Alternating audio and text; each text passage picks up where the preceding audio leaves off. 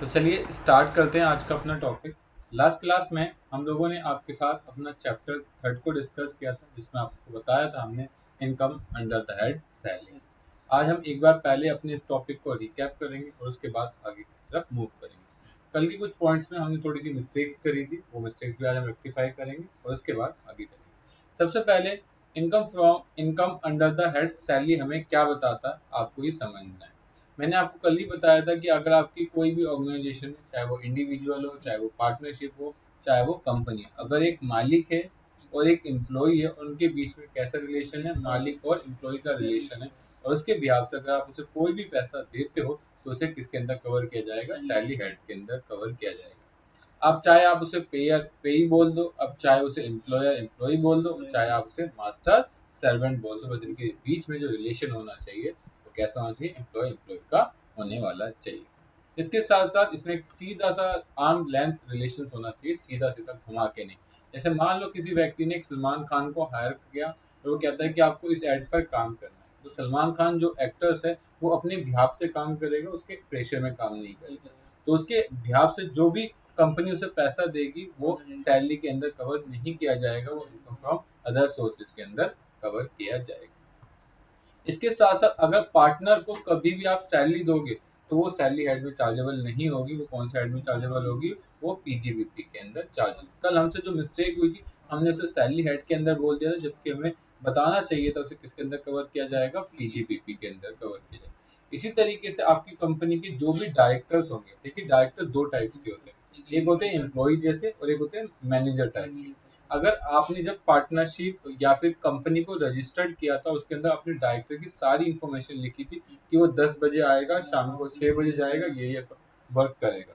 लेकिन एक और वहां पर डायरेक्टर था जिसका काम था, वो ऑफिस की टाइमिंग फिक्स नहीं थी, कितने बजे आएगा कितने बजे जाएगा, साथ साथ उसको काम था मैनेज करने का। तो जो भी आप डायरेक्टर को सैलरी दोगे वो इनकम फ्रॉम अदर सोर्सेज में कवर होगी। लेकिन अगर आप दूसरे वाले डायरेक्टर को सैलरी दोगे जिसके अंदर टाइम फिक्स था, तो उसको किस में कवर किया जाएगा, इनकम फ्रॉम सैलरी के अंदर कवर किया जाएगा। इसी तरीके से जो मेंबर होते हैं पार्लियामेंट को, उसको भी किस में कवर किया जाता है, इनकम फ्रॉम अदर सोर्सेज में कवर किया जाता है। गेस्ट लेक्चर, आपको कोई मोटिवेशनल स्पीच देनी थी, किसी को लेक्चर्स देना था, कोई बंदा आया उसने लेक्चर दिया, पैसे लिए और चला गया।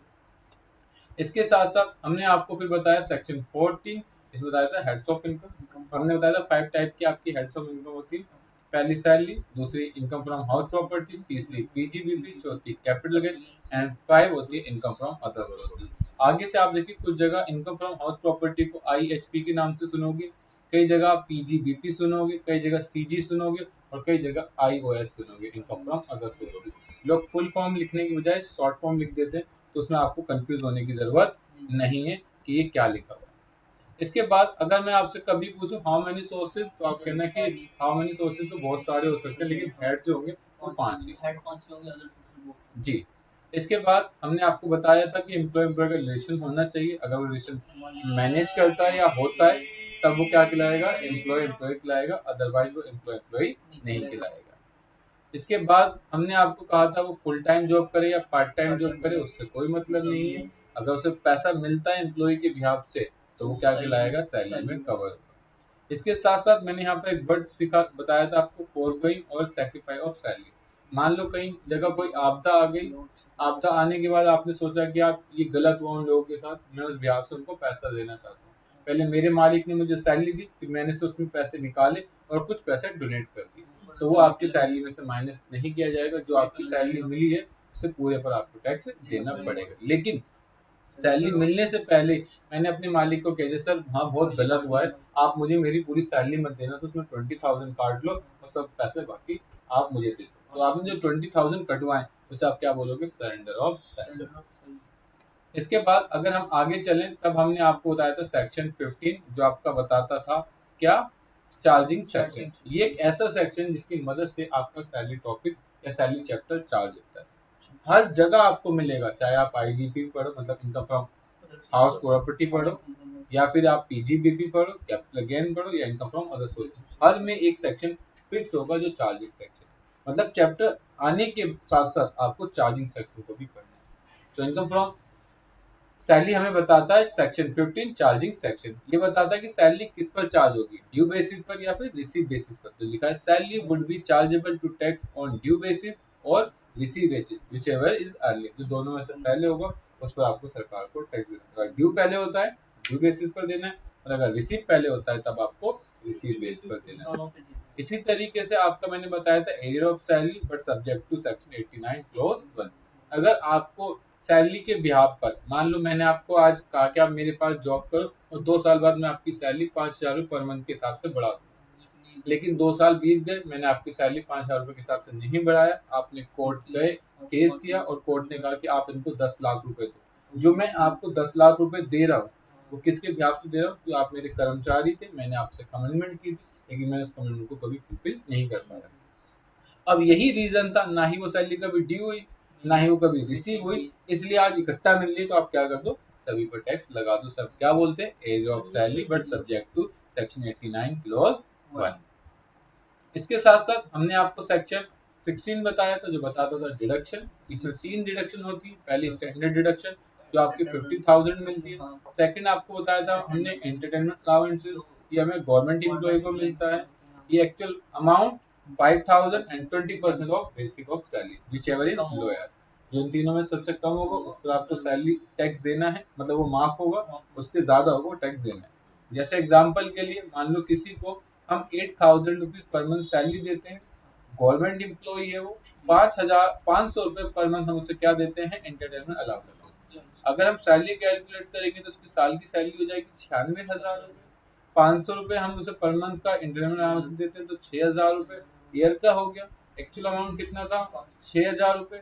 मैक्सिमम लिमिट कितनी की, 5,000 की। और 96,000 का अगर आप 20% निकालोगे तो कितना आएगा, 18,200। तो इसमें आपको कितना टैक्स देना होगा, 5,000 की माफी होगी और आपकी जो 1,000 रुपए आपको एक्स्ट्रा मिल रहा है वो आपकी सैलरी में ऐड हो जाएगा। मतलब अब आपकी सैलरी 96,000 रुपए ना रहकर कितनी हो जाएगी, 97,000 रुपए। क्यों? क्योंकि आपको जो माफी मिलेगी वो 5,000 तक मिलेगी। ठीक है। इसके बाद हमने प्रोफेशनल और एम्प्लॉयमेंट टैक्स के बारे में आपको बताया था कि अगर आप किसी ऐसे प्रोफेशन में जिसे मेंटेन करने के लिए अगर आपको कुछ भी पैसा पे करना पड़ता है उसे हम क्या कहते हैं, प्रोफेशनल या फिर एम्प्लॉयमेंट टैक्स। और जितना भी आप खर्चा करोगे उसका आपको क्या मिल जाएगा, डिडक्शन मिल जाएगा। ठीक है। अगर आपके बिहाफ से मालिक पे करता है तो पहले वो आपकी सैलरी ऐड किया जाएगा और फिर आपको क्या मिल जाएगी, डिडक्शन मिल जाएगी। और अगर आप पे कर दो तो आपकी जितना भी आप पे करोगे उसकी डिडक्शन आपको मिल जाएगी। क्योंकि मैंने कल भी आपको बताया था अगर वो एम्प्लॉयर है तब ये खर्चा है, अगर ये खर्चा नहीं होगा तो एम्प्लॉयर भी नहीं रहेगा। ठीक है। जैसे मैंने आपको कल सीए का एग्जांपल दिया था, सीए को हमेशा रिटेन रखने के लिए उन्हें अपनी मेंबरशिप को रिन्यूअल करवाना पड़ता है, और जिस साल वो रिन्यूअल नहीं कराएगा वो सीए नहीं कराएगा। तो आप कह सकते हो अगर ये है तभी सीए, अदरवाइज सीए नहीं। इसलिए जो भी वो खर्चा पे करता है उसे किसमें कवर किया जाएगा, प्रोफेशनल या फिर एम्प्लॉयमेंट टैक्स के अंदर कवर किया जाएगा। इसके बाद हमने सेक्शन 17 जो बात करता था डेफिनेशन की, वो आपको बताया कि सैलरी का मतलब क्या होता है।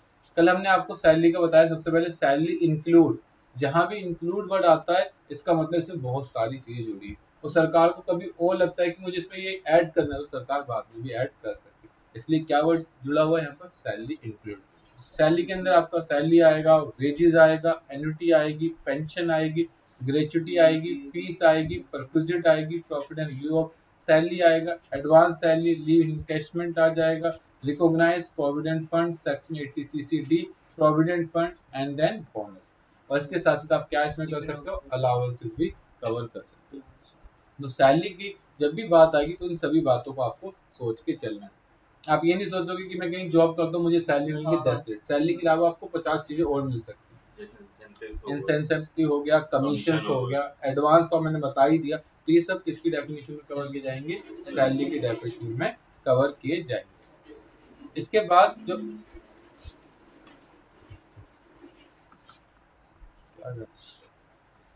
तो सैलरी के अंदर इन सभी चीजों को कवर किया जाता है।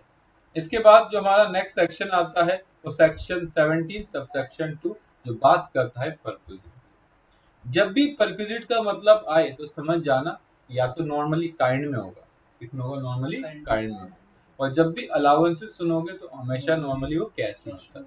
कई चीज हम दया के रूप में किसी को देते हैं उसे हम क्या बोलते हैं, परक्विजिट बोलते हैं।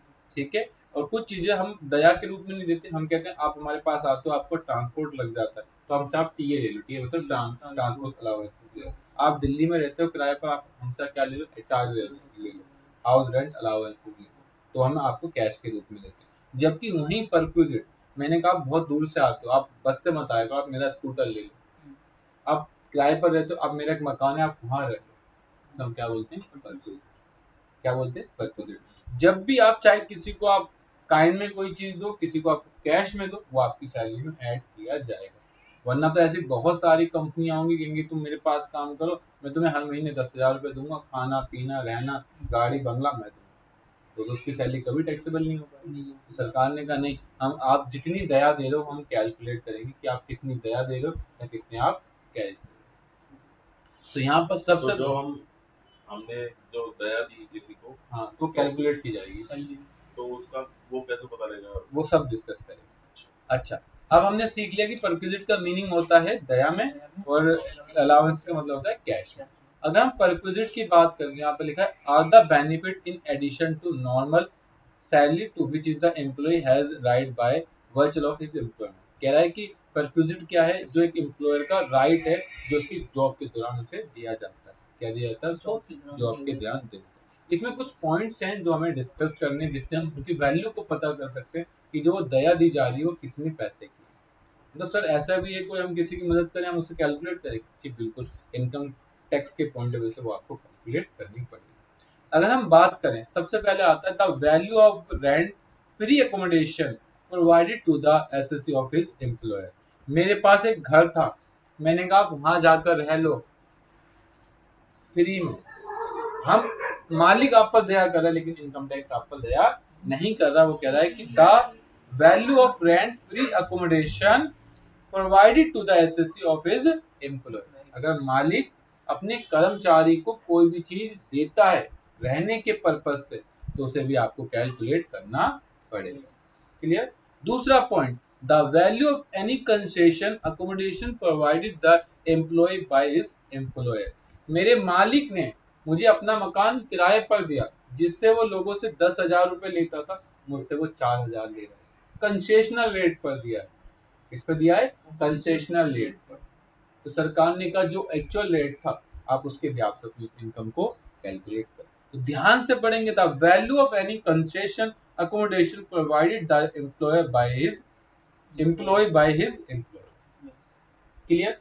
दो पॉइंट हो गए, पहला कि या तो वो फ्री में दे रहा है कि आप आके फ्री में रहो, और दूसरा वो क्या दे रहा है, या कंसेशनल रेट पे दे रहा है। तीसरा, the value of any benefit provided free of cost at concessional rate in case of the specified employee. आप मेरी कंपनी के स्पेसिफाई एम्प्लॉय, सर वो कौन होते हैं, हम बताएंगे। तीन तरह के लोगों को स्पेसिफाई एम्प्लॉय माना जाता है। अगर तुम मेरी कंपनी में काम करते हो और आप कौन हो, स्पेसिफाई एम्प्लॉय हो, और इसके अलावा मैं आपको कोई भी बेनिफिट देता हूँ, जैसे मान लो मेरे नाम पर इलेक्ट्रिसिटी बिल है लेकिन आप वहां रहते हो, उसका पैसा मैं पे कर रहा हूँ। ऑब्लिगेशन मेरी थी, मेरे नाम पर है, मालिक के नाम पर, लेकिन यूज कौन कर रहा है, आप कर रहे हो, तो उसकी पेमेंट कौन कर रहा हूँ, मैं कर रहा हूँ। मेरे पास गैस सिलेंडर है, मेरे नाम से बिल आएगा, मेरे नाम पर आएगा, पेमेंट मुझे करनी, लेकिन यूज कौन कर रहा है, आप। हो सकता है मैं आपसे पैसा ना लूं, हो सकता है मैं आपसे कंसेशन रेट पर पैसा। तो यहाँ पर लिखा है the value of any benefit provided free of cost at concessional rate in case of specified employees. Clear. Fourth point, any fourth point B होगी ना, D, any sum paid by the employee in respect of any obligation on behalf of employee. कोई भी सम जो मुझे पे करना था, लेकिन कौन पे कर रहा है, मेरा मालिक। मेरे यहाँ एक गार्डनर काम करता है, उसकी पेमेंट मेरे मालिक करता है। मेरे यहाँ एक कुक वाला बंदा काम करता है, उसकी पेमेंट मेरा मालिक करता है। मैंने हायर किया है, मेरी रिस्पॉन्सिबिलिटी है उसको पेमेंट देने की, लेकिन कौन दे रहा है, मेरे बिहाफ से मेरा मालिक दे रहा है। कौन दे रहा है, मेरा मालिक दे रहा है।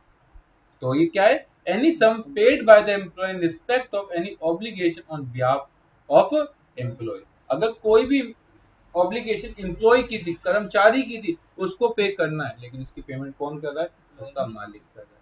मैंने आपको बता दिया, चाहे वो गार्डनर हो, चाहे वो एम्प्लॉय हो, उसका मतलब नीचे काम करता, डोमेस्टिक सर्वेंट हो, किसी भी टाइप जिसको उसने हायर किया था, लेकिन उसकी पेमेंट कौन कर रहा है, मालिक। उसे भी आप क्या कर दो, उसकी सैलरी में ऐड कर दो। क्लियर। इसके बाद आपका E point, any sum payable to effect in insurance policy on life of employee to effect a contract और एन्युटी। अगर आपकी LIC की पेमेंट आपका मालिक करता है, उसकी पेमेंट भी आपकी सैलरी में ऐड कर दी जाएगी। इसी तरीके से अगर आप आगे आओगे तो आपको F पॉइंट मिलेगा, the value of any specified security और sweet equity share in equal the FMV। FMV होता है fair market value as reduced by the amount actual paid by the recover from employ.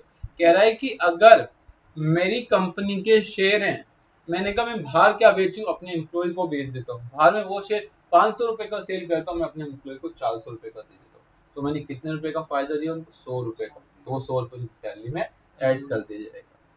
ठीक है, तो यहाँ पर लिखा है कि अगर कंपनी अपने एम्प्लॉय को शेयर देती है, क्या तो कंसेशन रेट पर, फ्री वर्ड यहाँ यूज नहीं किया, तो कंसेशन रेट पर जितना भी वो मार्केट से कम देगी उसको उसकी सैलरी में क्या कर दिया जाएगा, ऐड कर दिया जाएगा। और इसके बाद लिखा है any amount of contribution to the approved superannuation fund to the extent it's exceed RS 1,50,000। एक बात याद रखना, सुपर एनिमेशन फंड, अभी आपने देखा कि मैं उसे मकान किराए पर दे रहा हूँ, उसे अलग अलग बेनिफिट दे रहा हूँ, हमने उन सबको नहीं देखी, हमने एक ही फंड बना ली, इसका नाम हो गया super animation fund. Clear.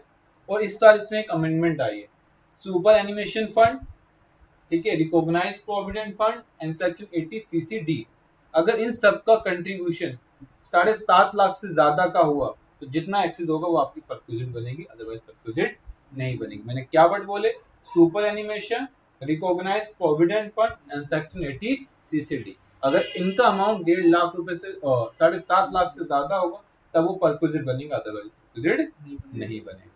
Clear. और इसके बाद यहाँ पर लिखा है the value of any other fringe benefit as may be prescribe except mobile और टेलीफोन। इसके अलावा मालिक जो बताया गया है उनके अलावा अगर कोई और बेनिफिट देता है, ठीक है, एक्सेप्ट टेलीफोन और मोबाइल का छोड़ के, तो आपकी सैलरी में ऐड होगा। क्लियर। जैसे मेरे पास लैपटॉप पड़ा था, मैंने कहा आप रख लो, मेरे पास फ्रीज थी, मैंने कहा आप रख लो, मेरे पास क्रेडिट कार्ड था, आप रख लो, मैं आपको लंच के लिए कूपन देता हूँ, मेरे पास एक्स्ट्रा थे, मैंने आपको दे दिया। मतलब किसी भी टाइप के अगर मैं कोई भी अदर बेनिफिट देता हूँ वो सब आपकी सैलरी के अंदर ऐड कर दिया जाएगा। तो इसे बोलते हैं section 17 subsection 2 is called perquisite. याद रखिए परक्विजिट हमेशा नॉर्मली काइंड में होती है और अलाउंस हमेशा कैश में। ये सारी चीज आपको, अभी ये पॉइंट क्लियर नहीं हुए हैं, ये सोचो कि हमने पढ़ा दिया दैट्स इट, नो, इसमें हम एक एक चीजों को कवर करेंगे। ये जो हम बात कर रहे हैं the value of rent free accommodation provided to the assessee of his employer, ये कैसे निकालेंगे, गवर्नमेंट एम्प्लॉय होगा तो क्या ट्रीटमेंट होगा, नॉन गवर्नमेंट एम्प्लॉय होगा तो क्या ट्रीटमेंट होगा, अगर वो बना हुआ माल देगा, मतलब बना हुआ हाउस देगा तो क्या ट्रीटमेंट होगा, साथ साथ वो हमें फ्री एसी की सर्विसेज देगा तो क्या ट्रीटमेंट होगा, ये सब हमें कैलकुलेट करना है। अभी हमने आपको सेक्शन 17 सबसेक्शन 2 में बताया कि ये हमें परक्विजिट के अंदर कवर होता है और इनकी अभी हमें डिटेल पढ़नी है। और इसके बाद सेक्शन आता है सेक्शन 17 सबसेक्शन 3 जो बात करता है प्रॉफिट एंड लिeu ऑफ सैलरी, वेतन के स्थान पर प्राप्त राशि, वेतन के स्थान पर प्राप्त राशि। सर क्या होता है, ध्यान से पढ़ेंगे, compensation from employer former employ in connection with the termination और the modification of the terms and condition of employment. Clear. हुआ क्या, एक एग्जाम निकला गवर्नमेंट का, गवर्नमेंट ने कहा कि ये एग्जाम है, आप सभी बच्चों को देना है, सब बच्चों ने एग्जाम दिया, कुछ लोग उसमें रिजेक्ट हो गए, कुछ लोग पास हो गए, उनकी क्या हो गई, ज्वाइनिंग की वेटिंग होने लगी, अपॉइंटमेंट आ गई, बस ज्वाइनिंग की वेटिंग है। अब हमने 1 साल वेट किया कि अब ज्वाइनिंग आ जाए, नहीं आए, 2 साल बीत गए, नहीं आए, हमने वो केस किस में डाल दिया, कोर्ट में डाल दिया, और कोर्ट का केस आया 7 साल बाद। तो क्या जब हम उस कोर्ट को हम वेट करते रहेंगे कि हमारी जब अपॉइंटमेंट लेटर आएगा तब हम जॉब पर जाएंगे, या खाली बैठे रहेंगे, नहीं ना, हम मान लो कहीं और जॉब करने लगे। लेकिन आज रात जब मैं अपने घर गया तो मेरे घर मुझे एक एनवलप मिला जिस पर लिखा था कि जो आपने केस किया था या आपने जो जिस जॉब के लिए अप्लाई किया था वो जो आपको नहीं मिल पाई है उसके बदले सरकार आपको क्या दे रही है, कंपनसेशन दे रही है। क्या दे रही है, कंपनसेशन दे रही है। अगर तुम उस जॉब तुम्हें मिल जाती उस दौरान, तुम काम करते, तुम्हें सैलरी मिलती और तुम्हारी इनकम किसमें कवर की जाती, इनकम फ्रॉम सैलरी के अंदर कवर की जाती। लेकिन जो आपको पैसा मिला है वो भी तो एक सैलरी के रूप में मिला है। तो यहाँ वर्ड लिखा हुआ है profit and lieu of salary, salary के स्थान पर प्राप्त राशि। क्लियर। अब इसमें पहला तो था कि अगर मुझे कोई भी कंपेंसेशन मिलता है, जैसे मैंने कहा आप मेरे पास जॉब करो, हर साल तुम्हारी सैलरी 15% बढ़ा दूंगा, आपने कहा ठीक है। लेकिन हुआ क्या, मैंने अपनी बात से मुकर के जब 1 साल हो गया तो मैंने अपनी कंडीशन में क्या कर दिया, चेंज कर दिया। या मैं कहता हूँ आज से तुम मेरे पास मत आओ, लेकिन आपने कहा सर ये देखो मेरे पास पेपर है, आपने मेरे साथ कॉन्टेक्ट किया 5 साल का, क्या किया मैंने आपके साथ कॉन्टेक्ट किया, हमने कहा चल कॉन्टेक्ट कैंसिल कर ले, 5 लाख रुपए ले जा यहाँ से।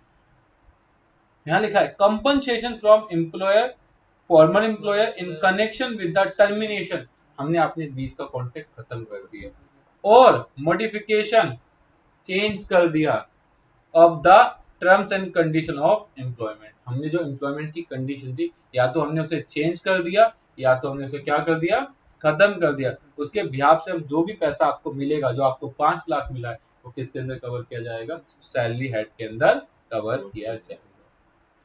इसके बाद नेक्स्ट टॉपिक आता है एनी पेमेंट ड्यू टू और receive from any person behalf of, sorry दोबारा रिपीट करता हूँ, एनी पेमेंट ड्यू टू और receive from any person before joining और आफ्टर सेंसेशन ऑफ एम्प्लॉयमेंट, या तो जॉब करने से पहले या जॉब के बाद।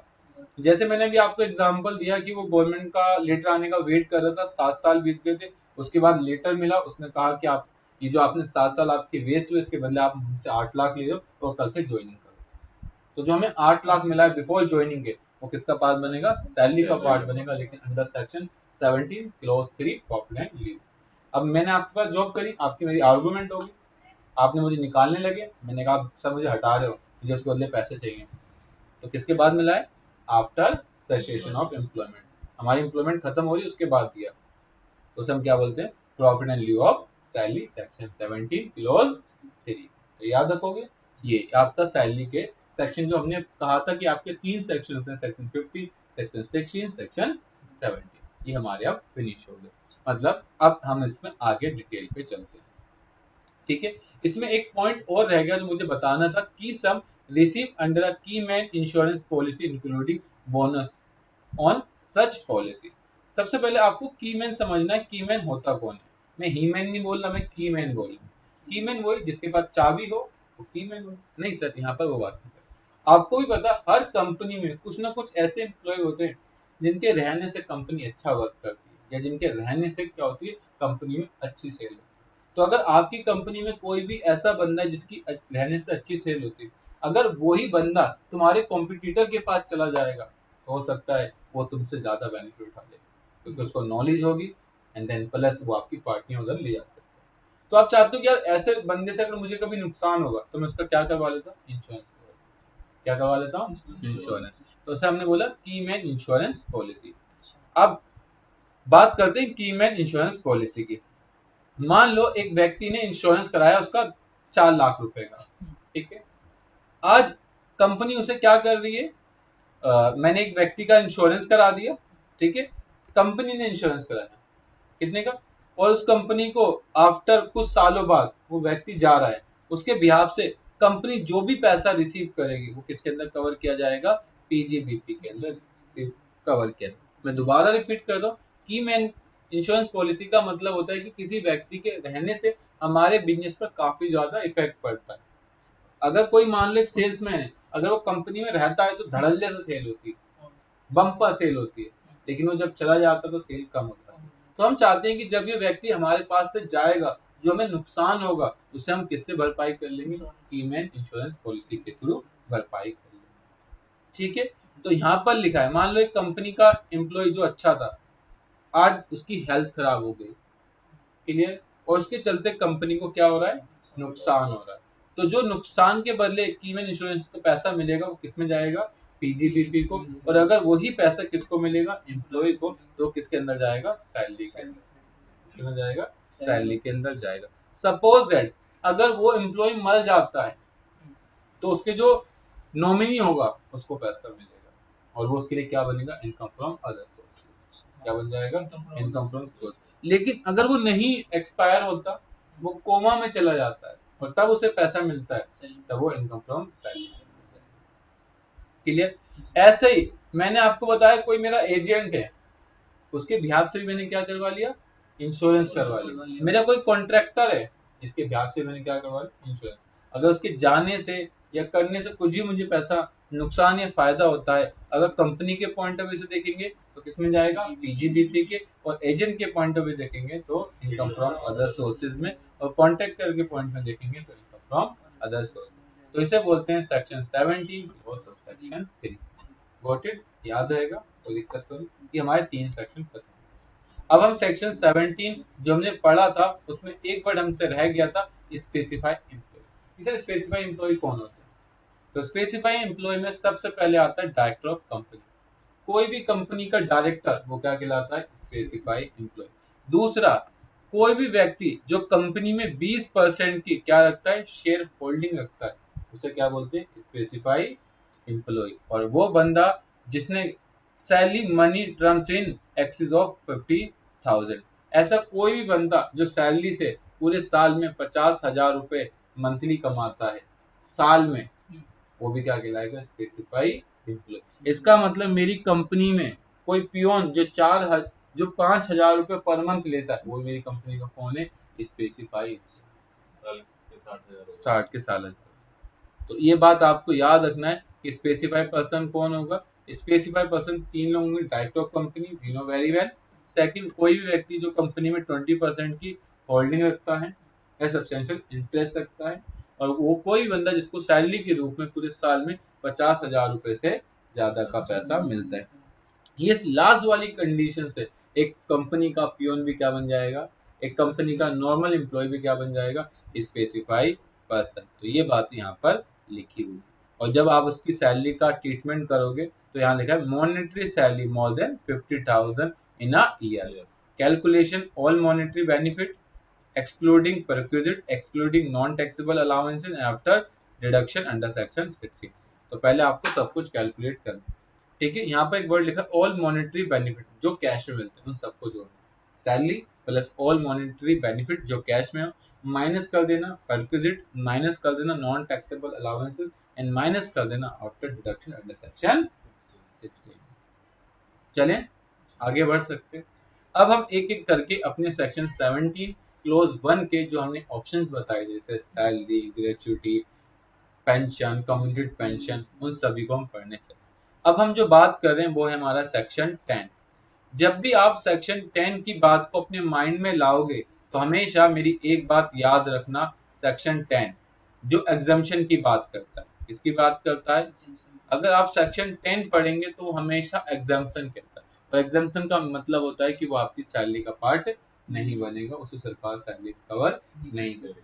और वो सेक्शन 10, जब भी सेक्शन 10 आए तो अपनी माइंड को बिल्कुल सेट कर लेंगे, हम किसकी बात कर रहे हैं, एग्जम्पशन की बात। किसकी बात कर रहे हैं हम लोग, एग्जम्पशन की बात कर रहे हैं। अगर हम सेक्शन 10 की बात करें तो सेक्शन 10 में सबसे पहले आता है हमारा क्या, ग्रेचुटी। ग्रेचुटी होता है आफ्टर रिटायरमेंट बेनिफिट। अब आपने कंपनी में 20 साल जॉब कर ली, वो आपका टाइम हो गया, क्या हो गया, टाइम मतलब पूरा नहीं हो गया कि आप ऊपर जाने वाले हो, इन द सेंस कि आपकी एम्प्लॉयमेंट खत्म होने वाली है और अब आप अपनी लाइफ को नॉर्मल तरीके से जीना चाहते हो। तो कंपनी चाहती है कि आपने इतने साल हमें दिए हैं, हम आपको उसके बदले कुछ दें, एक सम अमाउंट दें जिससे आप अपनी लाइफ को स्मार्ट तरीके से मूव कर सकें, जिसे सरकार ने आफ्टर रिटायरमेंट के नाम से जाना है, जिसमें सबसे पहले आता है ग्रेचुटी। क्या आता है, ग्रेचुटी। ग्रेचुटी को 2 पार्टों में बांटेंगे, पहला होगा government employee and then we know very well 100% exempt. क्या होगा, 100% एग्जाम। अगर आपको जितना भी मिलता है ग्रेचुटी के रूप में, उसमें सरकार को 1 रुपया भी टैक्स देने की आवश्यकता नहीं। लेकिन अगर आप कौन हो, नॉन गवर्नमेंट एम्प्लॉय, तो उसको 2 पार्टों में बांटे। सबसे पहला कवर अंडर ग्रेचुटी एक्ट 1972 या फिर non cover under the gratuity act 1972। या वो ग्रेचुटी एक्ट में कवर है या फिर ग्रेचुटी एक्ट में कवर नहीं है। क्या ट्रीटमेंट होगा, सबसे पहले cover under gratuity act 1972, least of following exam, जो इन तीनों में सबसे कम होगा वो माफ है, उससे ज्यादा होगा तो टैक्स होगा। सरकार सर क्यों माफ कर रही है, एक बताओ, आप ही बताओ मुझे एक बात। आज एक व्यक्ति अपनी जॉब 20 साल उसने कर ली है, आज वो रिटायर होने जा रहा है, अब जब रिटायर हो रहा है हम उसे पैसा दे रहे हैं तो सरकार गेट पर खड़ी हुई है कान लगा के किसे कितना पैसा मिल रहा है, और जैसे ही पैसा मिले हम लूट लें इसके पैसे। सरकार ये तो नहीं चाहती ना। आप भी बताओ, एक बंदे ने अपनी लाइफ भर टैक्स दिया, आज वो रिटायर हो रहा है और अब उसके बाद उसको कोई पैसा मिलेगा या नहीं मिलेगा, क्या करेगा वो? और जो पैसा मिल रहा है क्या वो भी उससे छीन लोगे? क्या उस पर कहोगे 6 लाख पे हमें 20% टैक्स दे? सरकार ने कहा नहीं, हम माफी देंगे, जो इनमें से क्या होगा सबसे कम होगा। एक्चुअल अमाउंट जो आपको मिला, जो हमें मिला, मैक्सिमम लिमिट 10 लाख को हटाकर 20 लाख कर देंगे। कितना कर देंगे? 20 लाख। अब अमेंडमेंट के थ्रू कितना हो गया ये? 20 लाख। तो 10 लाख कभी कंसीडर नहीं करेंगे। And half month salary means 15 divide by 26 day on the basis of last drawn salary for the each completed year of service और पार्ट देयर ऑफ। क्लियर? इसने यहाँ पे कंडीशन लिख दी, चलो अमाउंट जितना तुम्हें मिला मैक्सिमम 20 लाख अलाउ है अगर ग्रेचुटी एक्ट में आते हो तो, कवर्ड वाले में, और नॉन कवर्ड में 10 लाख। तो मैंने क्या बोला?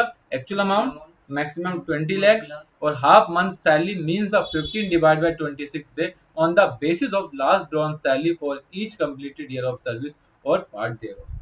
क्लियर? सैलरी को कैसे कवर करोगे? Salary basic salary plus DA. क्या कर दोगे? Basic salary plus DA. आइए एक एग्जांपल को समझते हैं फिर। सबसे पहला एग्जांपल है, आप मेरे पास जॉब कर रहे थे। लास्ट ड्रॉन सैलरी का मतलब क्या होता है ये हमें समझना है। लास्ट ड्रॉन सैलरी का मतलब है, मान लो आप मेरे पास आए थे जब आपकी सैलरी 5,000 रुपए थी, लेकिन जब आपने मेरे पास रिटायरमेंट का समय आया तो आपकी सैलरी कितनी है? 20,000, मतलब 12,000। तो आपकी जो भी ग्रेचुटी कैलकुलेट की जाएगी वो कितने ब्याज से की जाएगी? 12,000 से की जाएगी, क्योंकि वहां पर एक वर्ड लिखा था लास्ट ड्रॉन सैलरी। ठीक है, तो हम कौन सी बात से कर देंगे? Last drawn salary. क्लियर होगी? दूसरा, यहाँ पर एक वर्ड लिखा था लास्ट में कि लास्ट ड्रॉन सैलरी, हमें क्लियर हो गया, for each completed year of service और पार्ट देयर ऑफ। क्या लिखा है? Part thereof. अगर हम किसी के पास कितने 20 साल 6 महीने 1 दिन भी काम करते हैं तो वो 21 साल बन जाएगा। क्या बन जाएगा वो? 21 साल। लेकिन हम किसी के पास 20 साल कितने 20 साल 5 महीने 29 दिन काम करते हैं तो उसका पार्ट नहीं बनेगा, वो कंप्लीटेड ईयर में कवर नहीं किया जाएगा। कंप्लीटेड ईयर में तभी कवर किया जाएगा जब उसे क्या हो जाएंगे? 6 महीने से ज्यादा के दिन कवर कर लिए जाएंगे। तो इस बात को आपको क्या रखना है? ध्यान में रखते हुए चलना है। याद रखोगे? अब सर इसने क्या लिखा है? 15 डिवाइड बाय 26। 15 डिवाइड बाय 26 का मतलब है आपने मान लो कितने साल जॉब करी। मैंने आपको बताता हूँ, नीचे आता हूँ, लास्ट वाला एग्जांपल। मान लो आपने जॉब करी कितने साल? 21 साल जॉब करी। तो जो भी आपने 21 साल जॉब करी, जो भी आपको लास्ट ड्रॉन सैलरी मिल रही थी, उसको आप डिवाइड बाय जो भी सैलरी लास्ट थी उसे गुणा करो 15 से, डिवाइड कर दो 26 से। क्लियर है? तो हर साल के 15 दिन की सैलरी आपको मिलेगी। इसका मतलब 20 साल के आपको 15 दिन के हिसाब से। इन शॉर्ट 10 साल की सैलरी मिलेगी। इन शॉर्ट कह सकते हैं, लेकिन आपको उसे कैलकुलेट करना पड़ेगा। मैं एग्जांपल दोबारा समझा देता हूँ एक्सेल के थ्रू, ताकि आपको इजीनेस हो जाए और कोई भी कंफ्यूजन क्रिएट ना रहे। वैसे ग्रेचुटी लगातार 5 साल अगर किसी कंपनी में काम कर लिए फिर मिलती है जी। चलो यहाँ देखते हैं, या आप जो एक एग्जांपल यहाँ पे देख लेते हैं।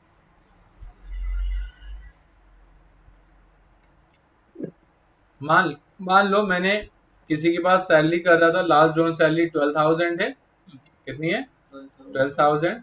मैंने उसके पास 21 साल 8 महीने जॉब करी है, तो कितने साल हो जाएंगे टोटल? 22 साल हो जाएंगे। और अब हम क्या करेंगे? 15 डिवाइड बाय 26 कर देंगे। कितने हो गए? 0.7। और इसे कितने से मल्टीप्लाई कर देंगे? 22 से, तो हमें 12.69 की सैलरी मिलेगी। और इसे हम किससे मल्टीप्लाई कर देंगे? 12,000 से, तो हमारी सैलरी कितनी आ जाएगी? Simple cut 1,52,000। ठीक है सर, कैसे किया? देखो मैंने पहले 15 डिवाइड बाय 26 कर दिया, तो इसका मतलब पर मंथ पर ईयर के हिसाब से हमें इतनी सैलरी का पैसा मिलेगा। अगर हम पर ईयर के हिसाब से निकालें तो कितना हो गया? पर ईयर के हिसाब से हमारा आ गया 6,000, मान लो 6,030 रुपए आ गया, या 6,930 रुपए आ गया। और कितने साल आपने जॉब करी? 22 साल। तो कितनी आ गई? ठीक है, कितना मिलेगा? 1,52,000 का हमें डिडक्शन मिलेगा, उससे ज्यादा का नहीं मिलेगा। क्लियर, इतना समझ आ गया। तो याद रखेंगे ग्रेचुटी में actual amount, maximum 20 lakhs and half month salary for means 15 divided by 26 day on the basis of last drawn salary for each completed year of service or part day। Salary का मतलब basic plus DA, क्या बोलेंगे, basic plus DA. DA मतलब होता है dearness allowances, जैसे हिंदी में आप महंगाई भत्ता कहते हैं। अगर आप गवर्नमेंट एम्प्लॉय हो तो हर गवर्नमेंट एम्प्लॉय को आपको डियरनेस अलाउंसेस मिलता है, आपकी सैलरी है उसके साथ साथ जितनी महंगाई बढ़ेगी उसके हिसाब से आपको डीए मिलता रहेगा। तो जब आप कोई काम करोगे आप ग्रेचुटी देगा तो आपको बता देगा हम कवर्ड में है नॉन कवर्ड में। चलो अगर हम नॉन कवर्ड में आते हैं तो एक्चुअल अमाउंट मैक्सिमम 10 लाख और half month salary divide by 15 divide by 30, 20 lakh था कवर्ड वाले में, ये नॉन कवर्ड में 10 लाख था, क्योंकि आप सरकार कहीं ना कहीं तो नुकसान देगी। अगर आप नॉन कवर्ड में आओगे तो ये फायदा, तो हर कोई नॉन कवर्ड में आना चाहेगा, तो किस में जाना चाहेंगे लोग, कवर्ड में जाना चाहते हैं। Actual amount maximum 10 lakh, half month salary means 15 divide by 30 on the basis of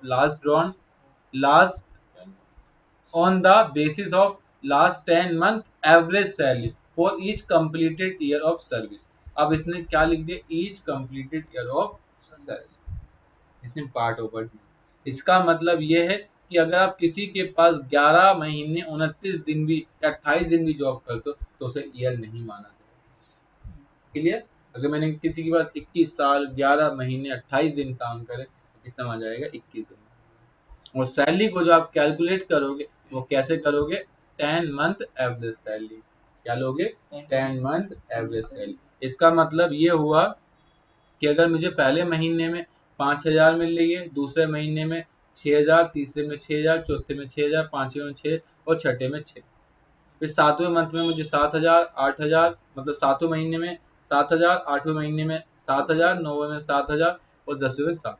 so 4 into 7,000 मतलब 28,000, और इधर कितना हो गया आपका 530 मतलब 28 नहीं, आपका 28 इंटू 30 कितना हो गया आपका 30, तो 58 और 5,000 कितना 63, तो 63 को डिवाइड कर दो 10 से तो पर मंथ कितनी आ जाएगी 6300 रुपए। तो अगर आप इसको यहाँ पर समझोगे तो यहाँ पर मैंने शायद चार्ट बना रखा है, इसमें टोटल मिस्टेक है, यहाँ 6300 आएगा, कितना आएगा 63,000 आएगा, उसे डिवाइड कर दोगे 10 से तो कितना आ जाएगा 6300 रुपए। इसका मतलब आपकी जो एवरेज सैलरी निकली वो 10 मंथ की कितनी हो गई आपकी 6,300। मैं दोबारा क्लिक कर देता हूँ, non covered under gratuity act 1972 list of following exam actual amount जो आपको मिलेगा maximum 10 lakh and then half month salary 15 divided by 30 on the basis of last 10 month average salary for each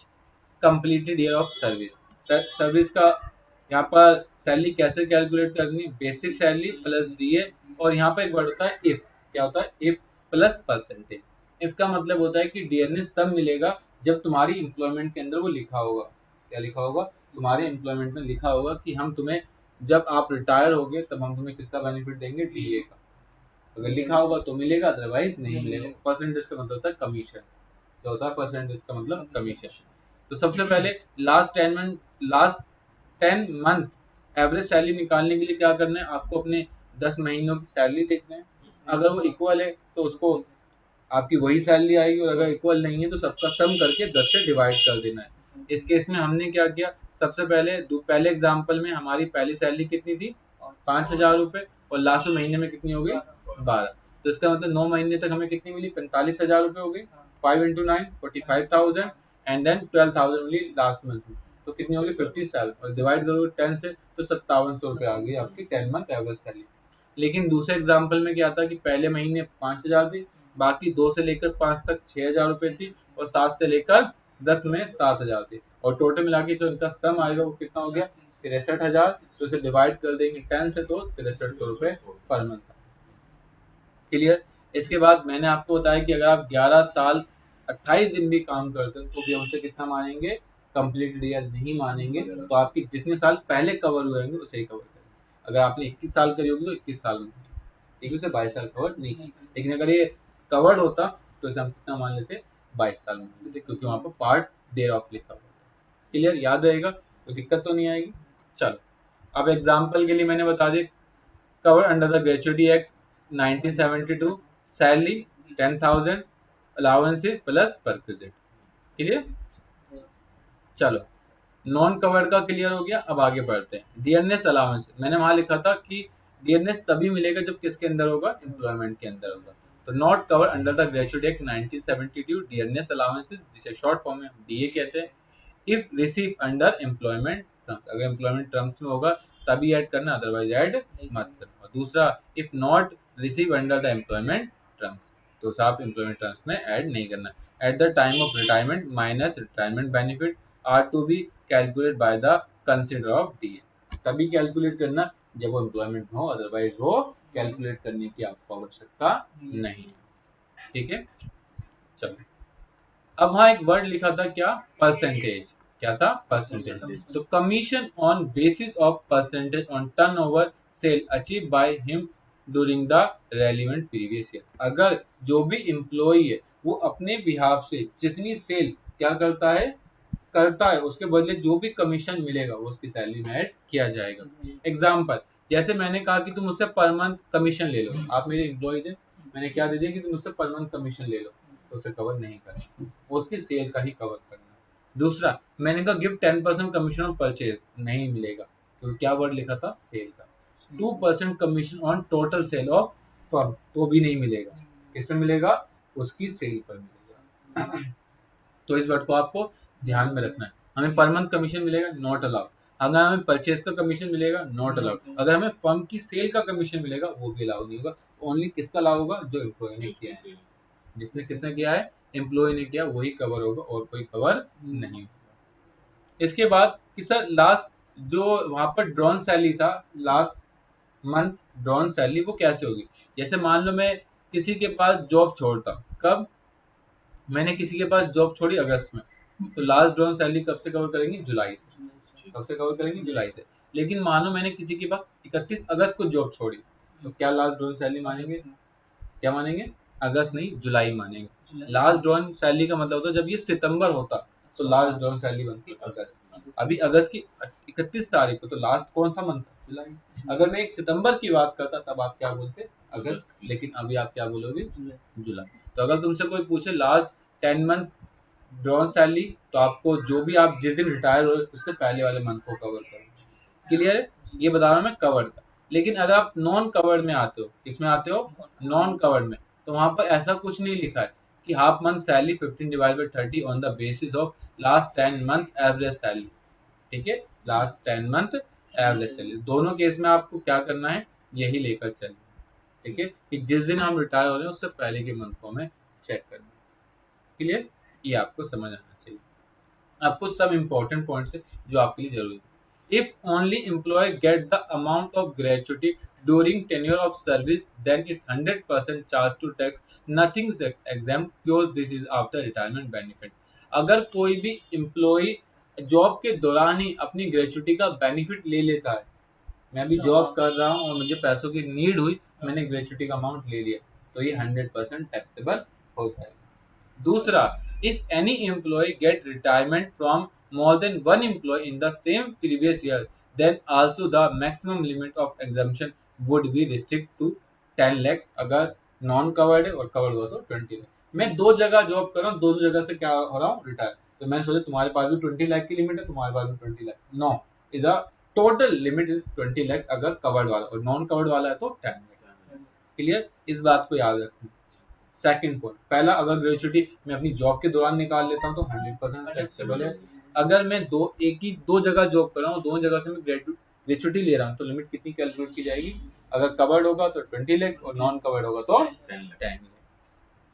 इसके बाद, any person employee getting retire in previous year and his already availed the benefit of exemption in any earlier year at the time of the retirement from previous employer, then the maximum limit of 10 lakhs अगर non covered है would get reduced by that amount which employee has already got exempt in any earlier year।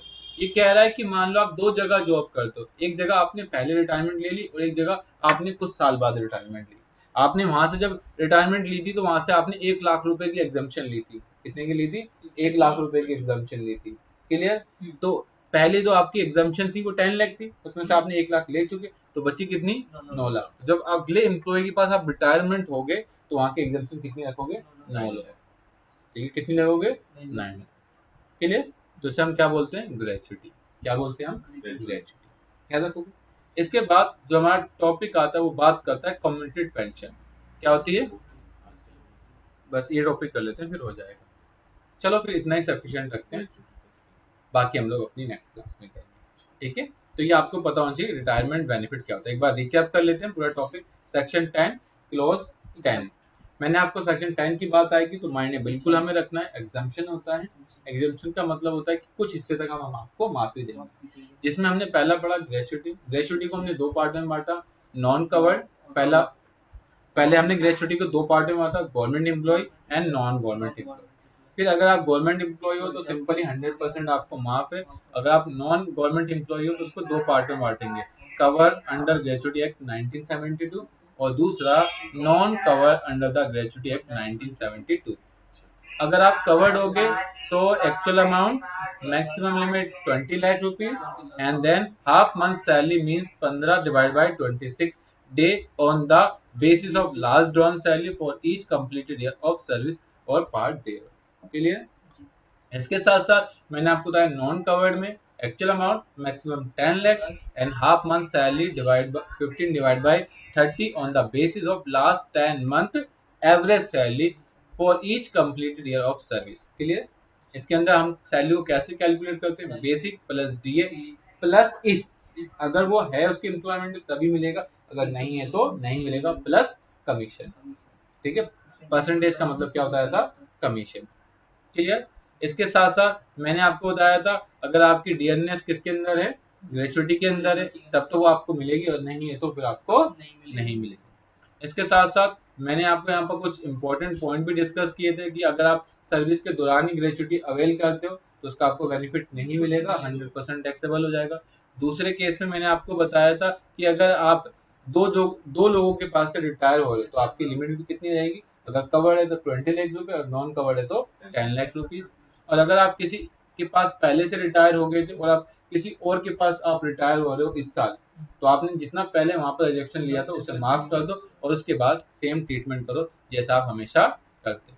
तो ये हमारा आज का topic था जिसमें आपके साथ हमने आज सैलरी टॉपिक के अंदर ग्रेचुटी सेक्शन 17(1), सेक्शन 17(2), सेक्शन 17(3) को कवर किया।